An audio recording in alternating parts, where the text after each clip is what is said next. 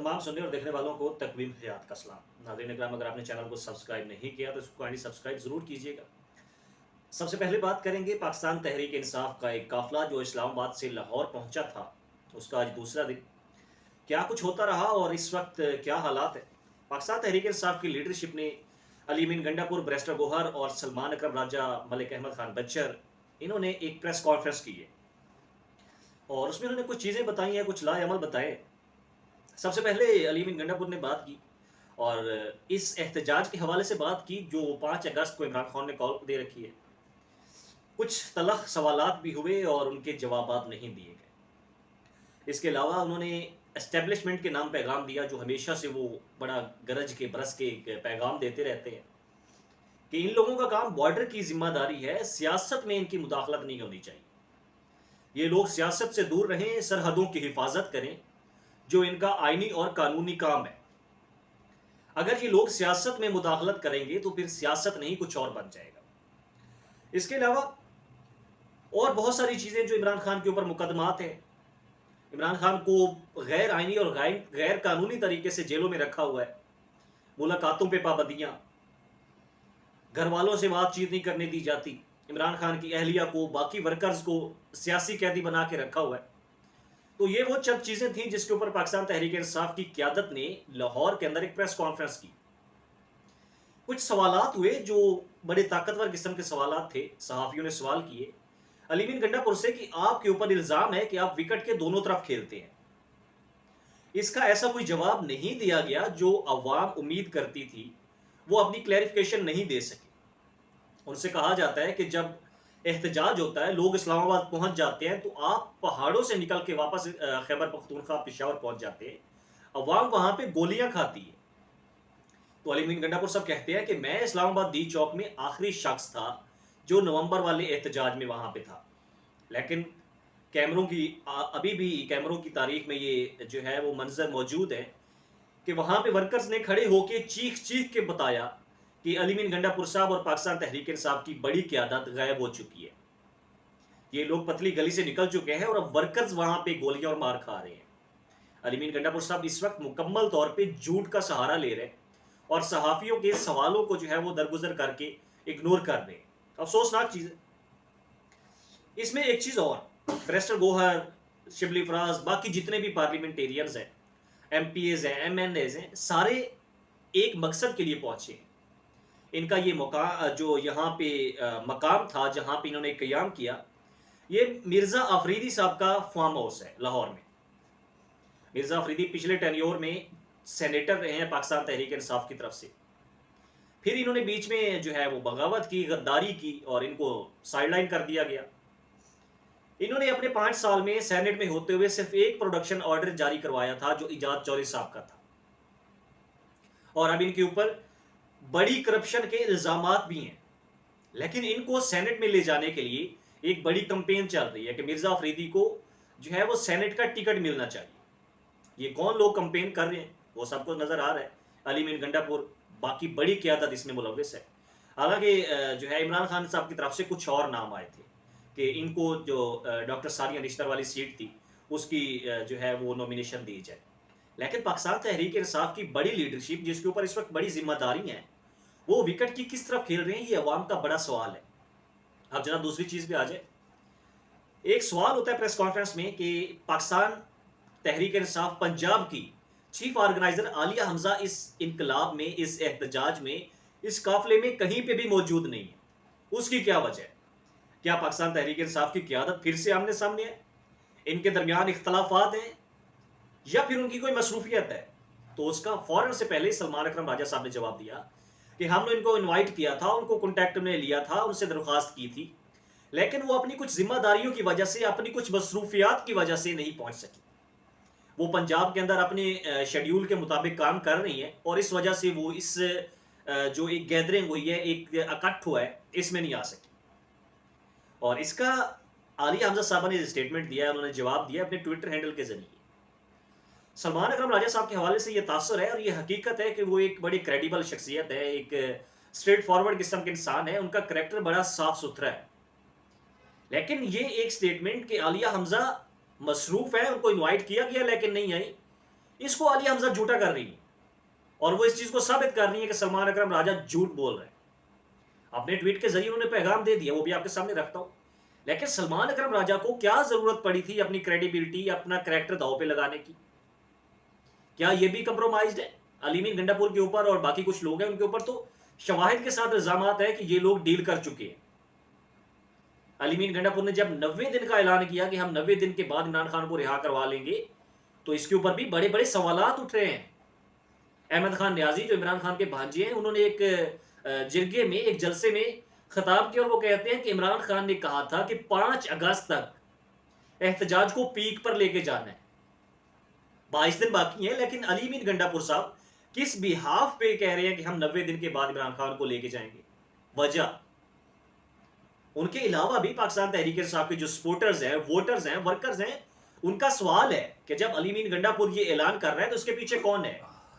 क्या ये अलामिया किसी सियासी कमेटी ने, किसी पार्लिमानी कमेटी ने या किसी बड़े ओहदेदार ने इशू किया है, या फिर इमरान खान का ये फैसला है? लेकिन इमरान खान का फैसला तो ये नहीं। उन्होंने तो कहा था एहतजाजी कार्रवाइयां शुरू करो, एहतजाज को पीक पर लेके जाओ और 5 अगस्त को एहतजाज अपनी पीक पे होना चाहिए।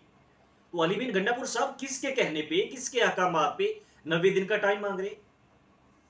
इसके ऊपर अलीमीन गंडापुर ने अपनी जस्टिफिकेशन दी है। वो कहते हैं जी, मैंने ये नहीं कहा कि 90 दिन बाद इमरान खान रिहा हो, लेकिन मैंने ये जरूर कहा है कि 90 दिन एहतजाज चलेगा और अगर इसमें इमरान खान को रिहा नहीं किया जाता तो 91 दिन हम इमरान खान को लेके जाएंगे। लेकिन ये भी झूठ है। कोई भी एहतजाज हो, कोई भी कार्रवाई हो, अलीमीन गंडापुर साहब के और बाकी लोगों के पास बहुत सारे और ऐसे बयानात होते हैं, ऐसी स्टेटमेंट्स होती हैं कि अवाम को उल्लू बना दिया जाता है। अवाम को एक ट्रक की बत्ती के पीछे लगा दिया जाता है कि ये मजबूरियां हैं हमारी और इस वजह से हम नहीं निकल सकते। तो अब तो अवाम की आंखों का ऑपरेशन हो चुका है। अब गंडापुर हो, बैरिस्टर गोहर हो या फिर कोई और शख्सियत, अवाम अब मानने को तैयार नहीं है। अब जनाब आ जाए आलिया हमजा के उस बयान की तरफ जो उन्होंने दिया है सलमान अकरम राजा साहब की उस बात के ऊपर जो उन्होंने आलिया हमजा के बारे में किया कि वो मसरूफ है। वो लिखती हैं जी, वैसे तो पिछले 2 दिन से मेरे तक आने वाली तमाम इतलात के मुताबिक मैं बहुत मसरूफ हूं, ऐसी मसरूफियात जिनका मेरे इल्म में नहीं है, जिसका मुझे शायद पता ही नहीं है।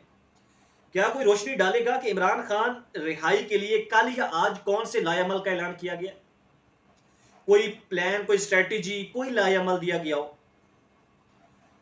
और वो कहती है कि 5 दिन के मुकाबले में 90 दिन का ऐलान ये किसके कहने पे किया गया? ये फैसला कहां से आया, किसने दिया? अगर आप में से किसी की नजर में ये चीज गुजरी है तो मेरी रहनुमाई करें। फोकस और निशाना इमरान खान की रिहाई हो। ये आलिया हमजा ने अपने ट्विटर हैंडल से ट्वीट किया। वो पाकिस्तान तहरीक इंसाफ पंजाब की चीफ ऑर्गेनाइजर है, उनके पास एक बड़ा ओहदा है, वो पंजाब को लीड कर रही है इस वक्त। जब ये बड़े बड़े ओहदेदारान असेंबलियों में या बड़े बड़े ऐवानों में बैठ के मजे लूट रहे थे, तो तब आलिया हमजा गिरफ्तारियां देके इस तहरीक को चलाने में किरदार अदा कर रही थी।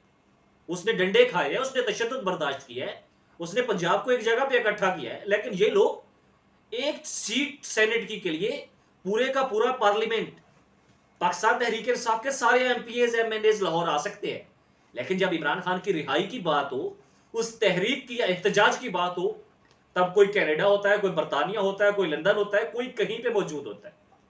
और हमारे कुछ ऐसे लोग भी हैं जो पिशावर में किसी अदालत में पेश होते हैं, उनको वहां से फुर्सत नहीं मिलती कि वो आके इमरान खान की रिहाई की तहरीक में शरीक हो सके।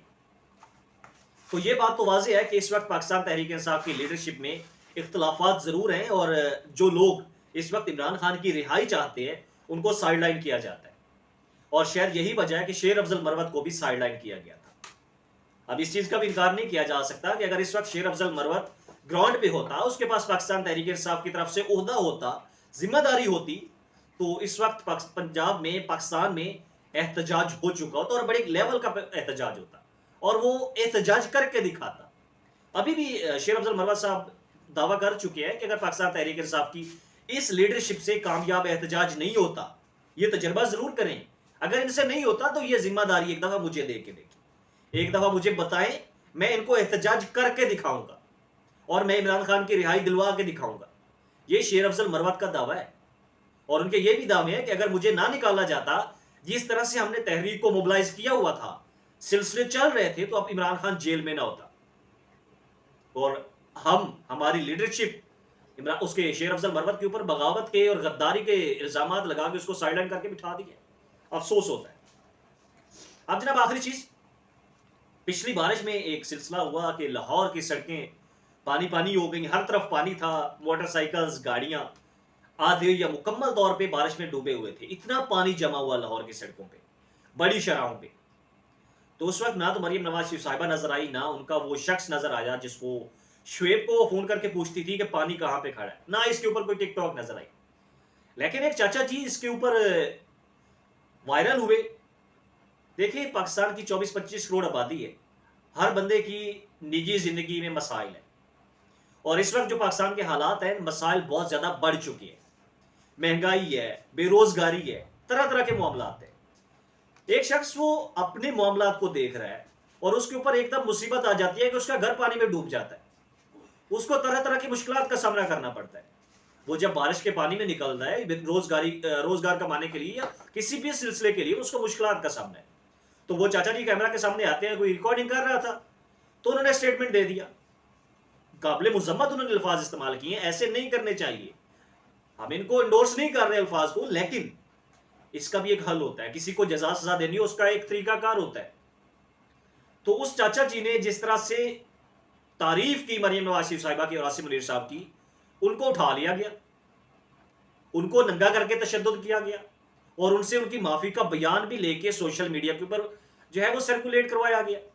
मेन स्ट्रीम पे भी सर्कुलेट हुआ ये बयान। तो ये जो गुंडागर्दी पंजाब में इस वक्त चल रही है, ये आज से नहीं है, ये अरसा दराज से है। अगर आप माजी में जाके देखें, शरीफ खानदान के ऊपर कभी भी कोई तनकीद करता है तो उसको निशाना बनाया जाता है। इन लोगों में इतनी क्रेडिबिलिटी नहीं है, इनका इतना स्टेमिना ही नहीं है ये किसी की तनकीद बर्दाश्त कर सके। वो तो एक आम शहरी है, अनपढ़ शख्स है, एक सीनियर सिटीजन है पाकिस्तान का, उसको उठा के हमने नंगा करके तशद्दुद किया। अब उससे हमने बयान दिलवाया है, उसने माफी मांगी है और हमने मौका फतह कर लिया। अफसोस। लेकिन उस शख्स ने 24-25 करोड़ अवाम की तर्जमानी जरूर की है।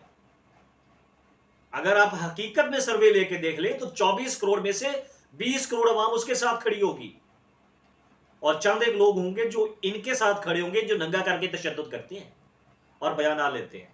अफसोस है, ऐसा नहीं करना चाहिए। आईजी पंजाब को भी एक पुलिस कांस्टेबल ने गालियां दी थी, उन्होंने ऐसा कोई रवैया नहीं अपनाया। डॉक्टर उस्मान अनवर ने, उन्होंने उसको उठाया, अपने दफ्तर में मुलाकात की और उसको पागलखाने में जमा करवा दिया।